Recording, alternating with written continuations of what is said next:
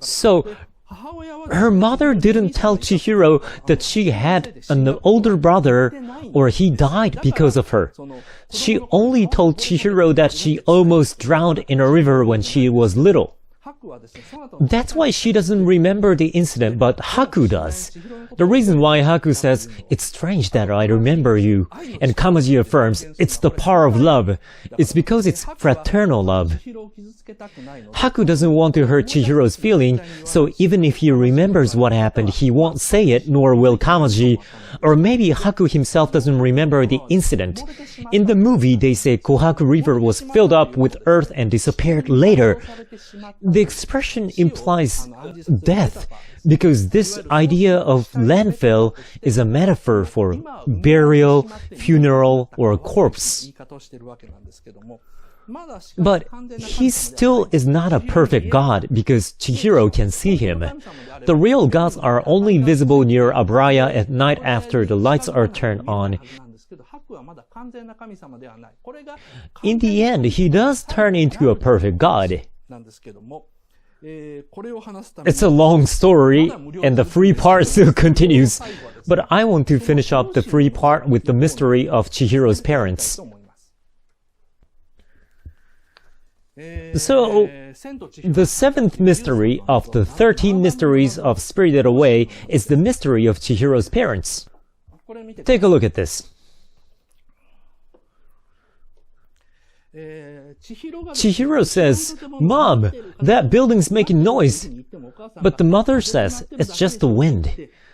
Then she turns around, but she doesn't look at Chihiro.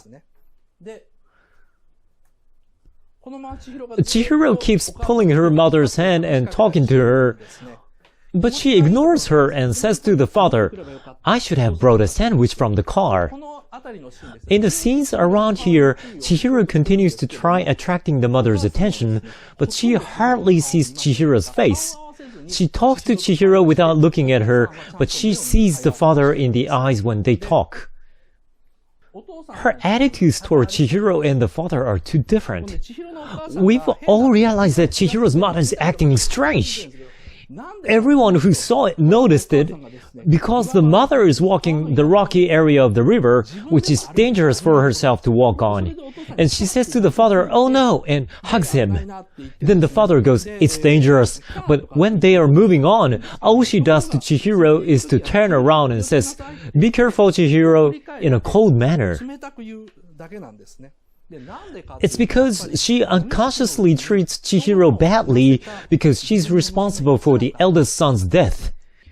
She does that unconsciously though. In her mind, she's taking good care of her daughter and she knows it's not her fault that her son died.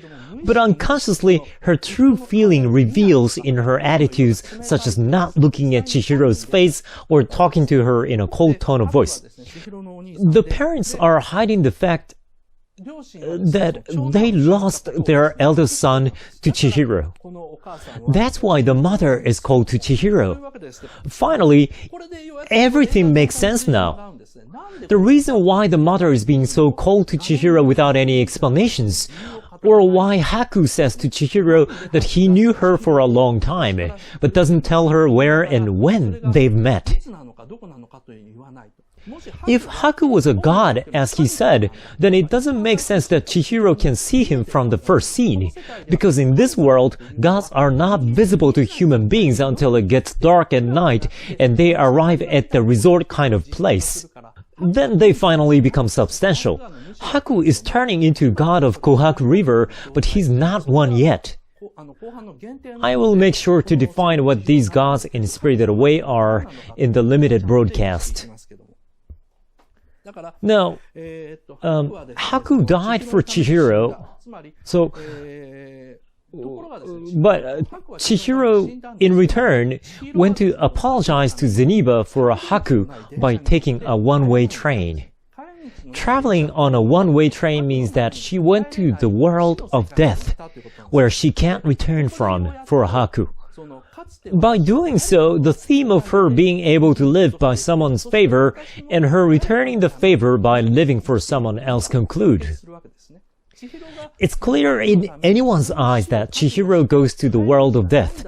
After Kamaji tells her that no one can return from the world of death, she still rides on the train without a way back, which runs endlessly on water that looks like sticks. It means that she's willing to give up her life to save Haku. That's how the theme completes here. She realizes that she has never noticed that someone has saved her life. Then she decides that she's going to risk her life for someone as well. So at the end, the theme makes a full circle. How the theme of the movie goes round is not explained through lines, but through Hisaishi's dramatic music. That's why the structure of the movie is hard to understand. It's similar to how Giovanni, the protagonist of The Night of the Milky Way train, lives like a ghost in the beginning. Doesn't focus during his lesson at school in the first part of the story. That's because a poaching ship that hunt sea otters got into an accident with his father, a fisherman, on board. Giovanni is so worried because his father might be dead. That's why he's absent-minded at school. It's hard to tell if he's alive or dead.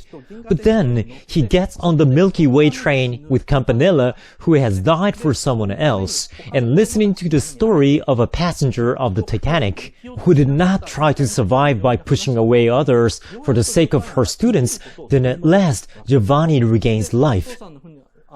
The safety of his father's ship ends up unknown after all. At the end, Campanella's father says calmly, Campanella probably won't make it. But at the same time, he tells Giovanni, I met your father, he'll be back soon. That's how he knows his father is alive, so Giovanni's father probably comes back safely. The fact that the ship made it back in spite of the accident means that he was able to live by someone's favor. That teaches Giovanni what it means to live for someone and becomes an energetic and cheerful boy again. Well, that's the basic plot of The Night of the Milky Way train. It's the same as the plot of Spirited Away. Chihiro in Spirited Away also lives her life absent-minded in the opening scene. It's uncertain whether she's alive or dead. She has no desire or appetite, like No Face.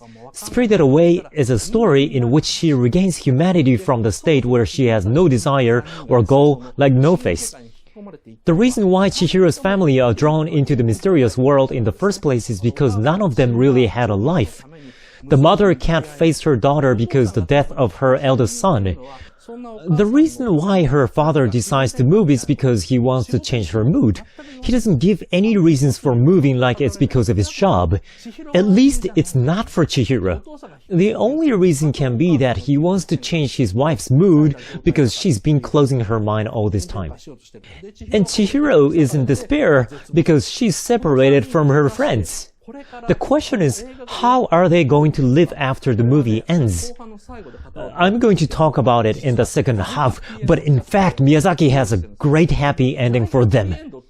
But the structure of the movie makes it hard for us to tell that it's a happy ending. It's a movie that Miyazaki made for himself. He loves his characters from the bottom of his heart, so he prepares a grand finale that made everyone happy, but I'll discuss that on the second half. I'll stop here for the first half today. In the second half, I'll tell a story that is a bit scary, but it will become a happy ending, so please do not worry. There are these stories which he told only to his favorite animators, and some are written in this book as evidence, but really, I'm going to talk about a really happy ending.